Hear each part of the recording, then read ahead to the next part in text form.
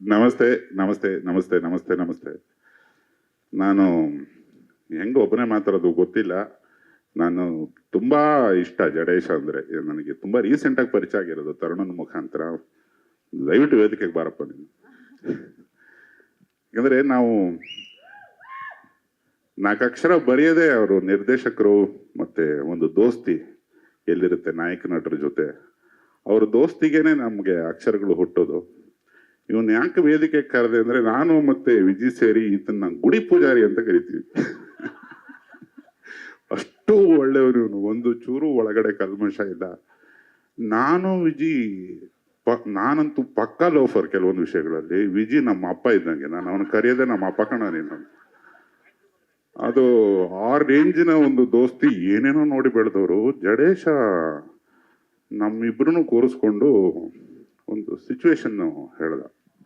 ಹಿಂಗೆ ತುಂಬ ಮೆಲಡಿಯಸ್ ಆಗಿತ್ತು ಅದು ಟ್ಯೂನು. ಮತ್ತು ರಚಿತಾರಾಮ್ ಅವರು ಇವ್ರ ಪೇರು, ಈ ಇಂಪಾರ್ಟೆಂಟ್ ಸಾಂಗು.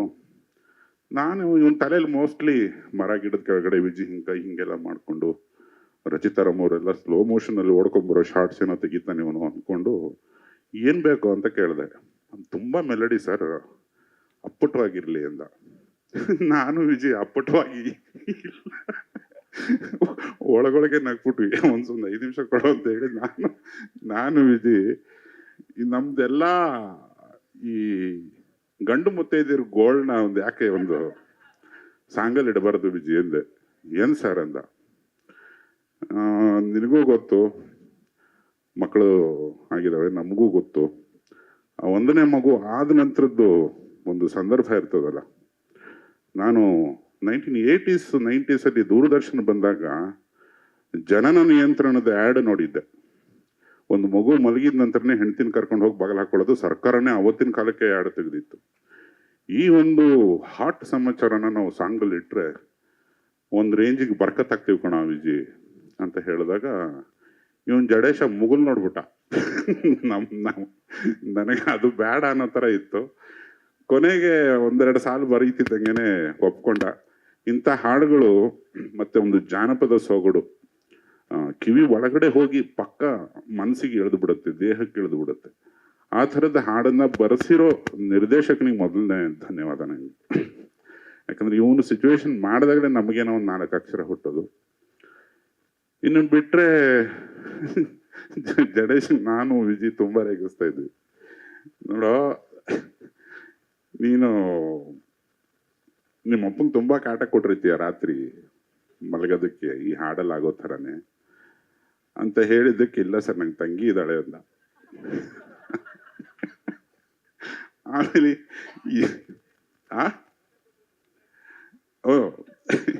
ಇವನನ್ನು ಮಲಗಿಸಿದ ಮೇಲೆ ಏನೇನಾಗಿರುತ್ತೋ ಪಾಪ ಅಮಾಯಕ ಅಂತ ಅಲ್ಲೂ ಪ್ರೂವ್ ಮಾಡ್ಬಿಟ್ಟ ಜಡೇಶ್. ಮಾತಾಡ್ತಾ ನಾನು ವಿಜಿ ಕಾಲೆಳೆಯಕ್ಕೆ, ವಿಜಿ ನೀನ್ ಸರಿ ಇಲ್ಲ ಕಣ, ನಿಮ್ಮ ಅಪ್ಪನ ಎಬ್ಬಿಸ್ಬಿಟ್ಟು ನೀನು ನನಗೊಂದು ತಮ್ಮ ತೆಗಿಬೇಕು ಅನ್ನೋ ಮಗ ನೀನು ಅಂತ ಅವನು ನನಗೆ ವಾಪಸ್ಸು ರೇಗಕ್ಕೆ. ಎಲ್ಲರದ್ದು ಮಾತಾಡ್ತೀನಿ, ನಿಮ್ ಕತೆ ಇರೋದೇ. ನಮ್ಮ ಅಪ್ಪನ ಕೇಳ್ಬೇಡ ಕಣ, ನಾನು 9ನೇ ಮಗು. ನಮ್ಮ ಅಪ್ಪನ ವಿಷಯ ಹೇಳಿದ್ರೆ ನಿಮ್ಮ ಅಪ್ಪ ಬೇರೆ ಏನ್ ಮಾಡ್ತಿದ್ರು ಅಂತ ಕೇಳ್ತಾರೆ ಜನ. ಅದಾದ್ಮೇಲೆ ನಾನೇನಾರ ಹಂಗೆ ಎಬ್ಸಿ ನಮ್ಮ ಅಪ್ಪನ ಕೇಳಿದ್ರೆ ನಂಗೆ ಒಂದು ತಮ್ಮನ ತಂಗಿನೋ ಬೇಕು ಅಂತ ನಮ್ಮ ಅಮ್ಮನೇ ಕಪಾಳ ಕೊಡ್ಬಿಟ್ಟಿರೋರು. ಹಂಗಾಗಿ ಹೋಗಿ ಅಂಥದ್ದು ಏನೂ ಇಲ್ಲ. ಒಂದು ದಾಂಪತ್ಯದಲ್ಲಿ ತುಂಬಾ ಮಜವಾಗಿರೋದೇ ಮಕ್ಕಳ ಪಾರ್ಟ್. ಅವು ಮಕ್ಕಳಾಗಿದ್ದು ಬೆಳೆದು ಕಳ್ಳನ ಮಕ್ಕಳಾಗಿ ಅವಕ್ಕೂ ಮದುವೆ ಆಗೋವರೆಗೆ ತಂದೆ ತಾಯಿ ಅಂದ್ರೆ ಏನು ಅನ್ನೋದು ಅವಕ್ಕೂ ಗೊತ್ತಿರಲ್ಲ. ಈ ಪ್ರೀತಿನೇ ನಮ್ಮ ದೇಶದ ಈ ರೇಂಜಿನ ಪಾಪ್ಯುಲಾರಿಟಿಗೆ ಕಾರಣ ಅಂತ ಹೇಳ್ತಾ ಈ ಹಾಡನ್ನ ಬರೆಸಿದಂಥ ಮಹನೀಯ ಜಡೇಶನ್ಗೆ ಮತ್ತೊಮ್ಮೆ ನಾನು ಥ್ಯಾಂಕ್ಸ್ ಹೇಳ್ತೇನೆ. ಹಾಗೆ ನೀವು ಎಲ್ಲರೂ ಇಲ್ಲಿ ಸುಮಾರು ಜನ ದಂಪತಿಗಳಿದ್ರೆ, ತರುಣಂಗ್ ಪಾಪ ಹಾಡು ಬಿಡುಗಡೆ ಮಾಡಿದ್ದಾನೆ, ಮುಂದಿನ ಚಳಿಗಾಲಕ್ಕೆ ಗೊತ್ತಾಗದ್ ಕಣ ನಿಂಗೆ. ಸೋನಲ್ ಅವರೇ, ನಿಮಗೂ ಶುಭಾಶಯ ಹಾಡು ಬಿಡುಗಡೆ ಮಾಡಿಕೊಟ್ಟಿದ್ದಕ್ಕೆ. ತಂಡದ ಸುಮಾರು ಜನ ಸದಸ್ಯರಿದ್ದೀರಿ, ಎಲ್ಲರನ್ನೂ ಈ ಲೈಟ್ ಕಣ್ಣಿಗೆ ಹೊಡಿತಿರೋದ್ರಿಂದ ನನಗೆ ನೋಡೋಕ್ಕಾಗ್ತಿದ್ದ.